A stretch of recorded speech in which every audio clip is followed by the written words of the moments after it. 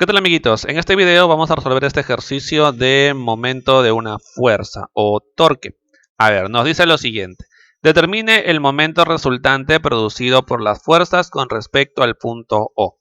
Bien, aquí tenemos entonces este cuerpo que está por acá. Aquí tenemos dos fuerzas aplicadas y lo que me pide es el torque o momento resultante de las dos fuerzas respecto al punto O.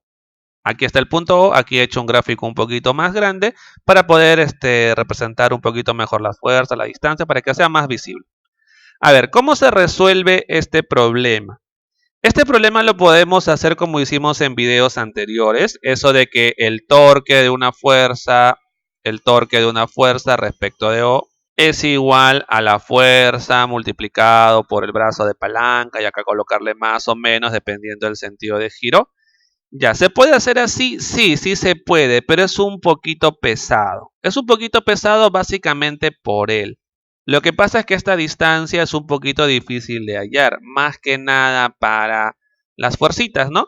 Va a ser un poquito difícil prolongar, luego a partir de acá buscar la distancia, mucha geometría. Eso complica demasiado el problema, ¿de acuerdo? Entonces, en este caso, lo que vamos a hacer es seguir aplicando esto. Sí, lo vamos a aplicar, pero no lo vamos a aplicar para la fuerza en sí, sino que lo vamos a aplicar para sus componentes, ¿de acuerdo? Porque vamos a comprobar aquí que el torque de una fuerza respecto de un eje se puede calcular también con los torques de cada una de sus componentes, ¿de acuerdo? Respecto del mismo eje. Eso es lo que vamos a hacer en este problema. Listo, esto lo voy a colocar aquí para que recuerdes qué es lo que vamos a hacer, ¿de acuerdo? Vamos a aplicar esto para cada fuercita. Vamos a aplicar eso para cada fuercita. Vamos a aplicar esto. Eso se cumple, ¿eh? Siempre se cumple. Entonces vamos a trabajar con las componentes de esta fuerza. Esta fuerza, por ejemplo, F1, la podemos descomponer y tendríamos dos componentes, ¿no? Una componente horizontal y una componente vertical. De la misma forma podemos descomponer la fuercita que está por acá, apareciendo dos componentes, una horizontal y la otra vertical. Ya, ahorita lo primero que debemos hacer es hallar el valor de cada componente, ¿de acuerdo? Las de acá son más sencillas, ¿no? Porque esto de aquí es 600, esta componente será 600 coseno de 60 grados.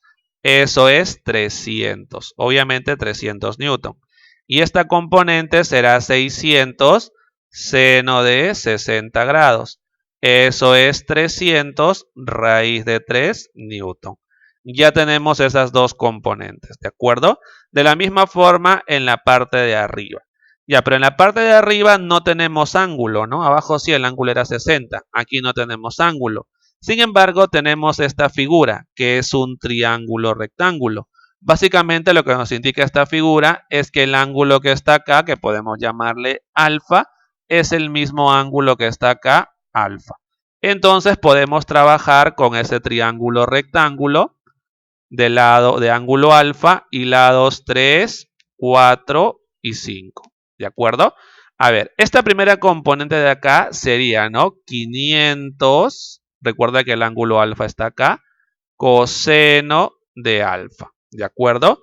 Pero el coseno de alfa, como te puedes dar cuenta, lo podemos obtener del triangulito que está acá. El coseno de alfa es 4 entre 5, ¿no? Cateto adyacente entre hipotenusa. 4 quintos. Ya. Y haciendo la operación que está ahí, 500 por 4 quintos, esto es 400 newton. De la misma forma, para esta componente de acá, sería 500 seno de alfa, ¿cierto? Porque si esto es el coseno, el de aquí es el seno. Pero el seno de alfa, como puedes observar, se conoce, porque el seno de alfa lo podemos obtener de este triangulito. Seno de alfa, 3 quintos. 3 quintos. Y entonces ya tenemos esta componente, ¿no? Que sería 500 multiplicado por 3 quintos. Y eso es 300 newton. Ya está. Con eso ya tengo las componentes de cada una de las fuerzas. Y ahora sí, vamos a calcular el torque debido a esas dos fuerzas, pero ahora utilizando las componentes. Recuerda que esto se está trabajando en un sistema de coordenadas XY. Ya si no dice nada del problema, siempre es así, XY. Ya, a ver, comencemos entonces. Vamos a calcular el torque de la fuerza 1, esta fuerza de acá, respecto de O. Ya, ese torque, según lo que está arriba, va a ser la componente en el eje X con respecto de O, su torque, y la componente de la fuerza 1 en el eje Y, respecto de O. Ya, esos torques creo que están bastante sencillos de ver, ¿no? La componente de la fuerza 1 en X vale 400. Sería entonces el torque de la fuerza de 400 respecto de O, más el torque de la componente en Y, que sería 300 respecto de O. ¿Listo? Ya, apliquemos. Bracito de palanca por fuercita, ¿no? Acá sería la fuercita, que es 400 multiplicado por D1. En un momento ya haremos D1. Aquí va un signo, más o menos. Acá lo mismo, ¿no? 300 por D2, más o menos. Vamos a ver qué signo va, pero primero hallemos las distancias. A ver, hallemos el torque de la fuerza de 400. Me falta su distancia. Esta es la fuerza de 400. Aquí está su línea de acción. ¿De acuerdo? Y luego, desde el eje de giro, vas a trazar una distancia perpendicular a esa línea de acción. Esta distancia perpendicular es lo que estamos llamando acá D1, es el brazo de palanca. Y como puedes observar, ese D1 es 0,25. Indicamos por acá entonces, esto de aquí es 0,25. ¿Listo? Ahora vamos con el signo. ¿Qué signo va aquí? ¿Más o menos? Ya, para eso ya sabemos cómo se hace, ¿no?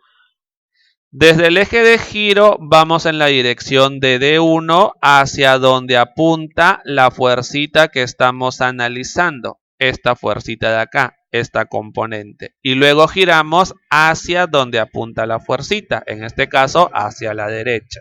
Giramos entonces a la derecha exagerando. Y ahí debemos recordar, si el giro ocurre en el sentido antihorario es positivo y en el horario es negativo. Este giro ocurre en el sentido horario, ¿cierto? Negativo entonces, lo cual significa que el torque que hace esta fuerza es negativo, menos. Ya está. Este torque básicamente lo conocemos. Vamos con el segundo torque. A ver, la fuerza de 300. Esto voy borrando ya porque me va a estorbar luego.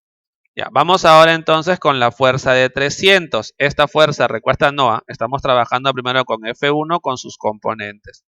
Ya, pasitos. Colocamos la línea de acción de esta fuerza, que es vertical, básicamente está por aquí esa línea de acción, ¿no? Más o menos por aquí así. Ya, ahí está la línea de acción de esa fuerza, ¿listo? Y luego, desde el eje de giro, trazamos una distancia perpendicular a la línea de acción de esa fuerza. Esa distancia perpendicular, como puedes observar, es D2.